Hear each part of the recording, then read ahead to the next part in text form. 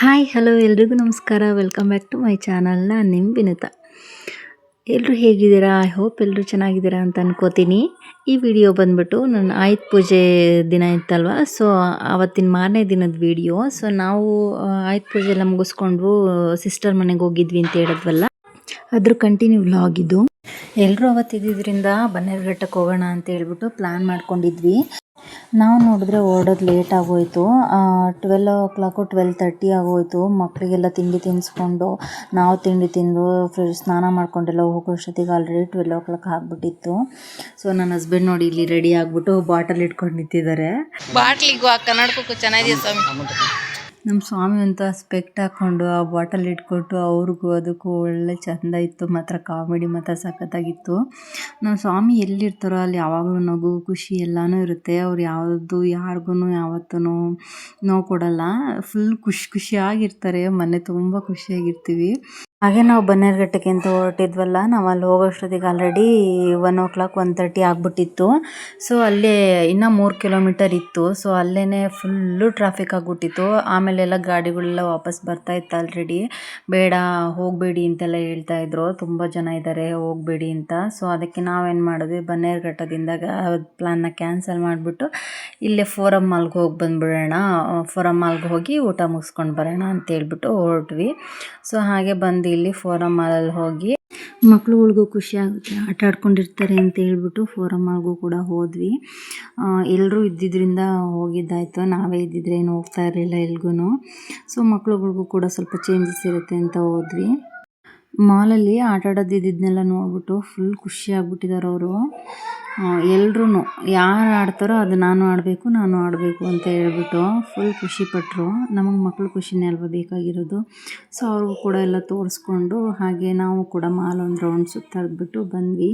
ಮಾಲಲ್ಲಿ ನಾವೇನಾದರೂ ತಗೊಳಕ್ಕಾಗುತ್ತಾ ಅಷ್ಟು ರೇಟಲ್ಲಿ? ಸೊ ಏನೂ ತಗೊಳಕ್ಕಾಗಲ್ಲ. ಸೊ ಹಾಗಾಗಿ ನಾವೇನೇನು ಪರ್ಚೇಸ್ ಮಾಡಲಿಲ್ಲ. ಸೊ ಒಂದು ಎಕ್ಸ್ಪೀರಿಯೆನ್ಸ್ ಇದು. ಐಸ್ ಕ್ರೀಮ್ ತಗೊಳ್ಳೋಣ ಅಂತೇಳ್ಬಿಟ್ಟು ಮಕ್ಕಳು ಐಸ್ ಕ್ರೀಮ್ ಅಂತ ಆಟ ಮಾಡ್ತಿದ್ರು ಅಂತ ಹೋದ್ವಿ. ಅಲ್ಲಿ ನೋಡಿದ್ರೆ ನಾವು ಫ್ಲೇವರ್ ವೈಸ್ ಬರುತ್ತೆ ಅಂತ ಅಂದ್ಕೊಂಡ್ವಿ. ಸೊ ಫ್ಲೇವರ್ನೆಲ್ಲ ಇದು ಮಾಡಿದ್ದು. ಸೊ ಅದು ನೋಡಿದ್ರೆ ಒಂದರಲ್ಲಿ ಎಲ್ಲ ಫ್ಲೇವರು ಬಂದ್ಬಿಡ್ತು. ಸೊ ಐಸ್ ಕ್ರೀಮ್ ಅಷ್ಟು ಚೆನ್ನಾಗಿರಲಿಲ್ಲ. ಮಕ್ಳುಗಳ್ಗೂ ತಿನ್ನಿಸ್ಲಿಲ್ಲ. ಬೇಡ ಅವರು ತಿಂದರೆ ಸುಮ್ಮನೆ ಹೆಲ್ತ್ ಹಾಳಾಗುತ್ತೆ ಅಂತೇಳ್ಬಿಟ್ಟು ಅವ್ರಿಗೂ ಕೂಡ ತಿನ್ನಿಸ್ಲಿಲ್ಲ. ನಾವೆಲ್ಲ ಒಂದೊಂದು ಸಿಪ್ಪಿಂಗ್ ತಿಂದ್ವಿ ಅಷ್ಟೇ. ಅಷ್ಟು ತಿಂದ್ಬಿಟ್ಟು ಬೇಡ ಅಂತ ಅನ್ನಿಸ್ತು. ಸೊ ಅದಕ್ಕೆ ಅದನ್ನು ಕೂಡ ಡಸ್ಟ್ಬಿನ್ಗೆ ಹಾಕಿ ಬಂದುಬಿಟ್ವಿ. ಸೊ ಅಲ್ಲಿಂದ ಬಂದ ನಂತರ ಊಟ ಮಾಡ್ಕೊಳ್ಳೋಣ ಅಂತೇಳ್ಬಿಟ್ಟು ಹೊಟ್ಟೆ ಕೂಡ ತುಂಬ ಹಶ್ವಾಗಿತ್ತು. ಸೊ ಊಟ ಮಾಡ್ಕೊಳ್ಳೋಣ ಅಂತೇಳಿ ಹೋಟೆಲಿಗೆ ಬಂದ್ವಿ. ತುಂಬ ಹಶ್ವಾಗ್ಬಿಟ್ಟಿತ್ತು. ಸೊ ಎಲ್ಲರೂ ಅವ್ರವ್ರಿಗೆ ಏನು ಬೇಕೋ ಅದನ್ನು ಆರ್ಡ್ರ್ ಮಾಡ್ಕೊಂಡು ತಿಂದರು. ಮಕ್ಕಳಿಗೆ ಅವರು ದೋಸೆ ಇಡ್ಲಿ ಅಂತಂದರು ಅಂತ ಹೇಳ್ಬಿಟ್ಟು ಅವ್ರಿಗೆ ಅದನ್ನು ಆರ್ಡ್ರ್ ಮಾಡಿದ್ವಿ. ಸೊ ಅದನ್ನು ಅವ್ರು ತಿಂದರು. ನನ್ನ ಮಗಳು ನೂಡಲ್ಸ್ ಬೇಕು ಅಂದರು ಅಂತೇಳ್ಬಿಟ್ಟು ಅವಳಿಗೂ ನೂಡಲ್ಸ್ ಆರ್ಡ್ರ್ ಮಾಡಿದ್ವಿ. ಸೊ ಅವಳು ಕೂಡ ಊಟ ಮಾಡ್ಕೊಂಡ್ಳು. ಅವಳಿಗೆ ತುಂಬ ಇಷ್ಟ ಚೈನೀಸ್ ಫುಡ್ಸ್ ಅಂತಂದರೆ. ಆಮೇಲೆ ಐಸ್ ಕ್ರೀಮ್ ಇರಲೇಬೇಕಲ್ಲ ಊಟ ಆದಮೇಲೆ. ಸೊ ಐಸ್ ಕ್ರೀಮ್ ಕೂಡ ತಿಂದಿದ್ದಾಯಿತು. ನನಗಂತೂ ಫೇವ್ರೆಟ್ ಐಸ್ ಕ್ರೀಮ್ ಅಂದರೆ. ಸೊ ನಾನು ಇಲ್ಲಿ ಐಸ್ ಕ್ರೀಮ್ ತಿಂದೆ. ಅಲ್ಲಿ ಯಾರೂ ತಿನ್ನಲಿಲ್ಲ, ಮಕ್ಕಳು ತಿಂದರು. ಮಕ್ಕಳ ಜೊತೆ ನಾನು ತಿಂದೆ. ನನಗೆ ಐಸ್ ಕ್ರೀಮ್ ಬೇಕೇ ಬೇಕು. ನಾನು ಊಟ ಆಗಿರಲಿ ಬಿಡಲಿ, ಬೇಕಿದ್ರೆ ನೀವು ರಾತ್ರಿ 12 ಗಂಟೆಗೆ ಇಬ್ಬರು ಐಸ್ ಕ್ರೀಮ್ ಕೊಟ್ಟರು ನಾನು ತಿಂತೀನಿ. ಅಷ್ಟಿಷ್ಟ ನನಗೆ ಐಸ್ ಕ್ರೀಮ್ ಅಂದರೆ. ಸೊ ಊಟ ಮುಗಿಸ್ಕೊಂಡು ಮನೆಗೆ ಬಂದ್ವಿ. ಮನೆಗೆ ಬಂದು ಹಾಗೆ ಸ್ವಲ್ಪ ಲೇಟ್ ಆಗುತ್ತೆ, ಮಳೆ ಬೇರೆ ಬರೋಂಗಾಗಿತ್ತು ಅಂತೇಳ್ಬಿಟ್ಟು ಹೊರಟ್ವಿ. ನಾವು ಹೊರಟ್ರೆ ಅಲ್ಲಿಂದ ನೋಡಿದ್ರೆ ನೈಸ್ ರೋಡಲ್ಲಿ ಬರೋಣ ಅಂತ ಬಂದ್ವಿ. ಅಲ್ಲಿ ನೋಡಿದ್ರೆ ಫುಲ್ಲು ಮಳೆ ಸ್ಟಾರ್ಟ್ ಆಗೋಯಿತು. ಸೊ ಹಂಗೆ ಅಲ್ಲೇ ಅಣ್ಣನ ಮನೆ ಇತ್ತು. ಸೊ ಹಂಗಾಗಿ ಅಲ್ಲೇ ಅಣ್ಣನ ಮನೆಗೆ ಹೋಗಿ ಅವ್ರ ಮನೇಲೂ ಕೂಡ ಇವತ್ತು ಆಯುಧ ಪೂಜೆ ಇಟ್ಕೊಂಡಿದ್ರು. ಸೊ ನಾವು ಅಲ್ಲಿ ಹೋಗಿದ್ದು ಒಂಥರ ಅವ್ರಿಗೂ ಖುಷಿ ಕೂಡ ಆಯಿತು.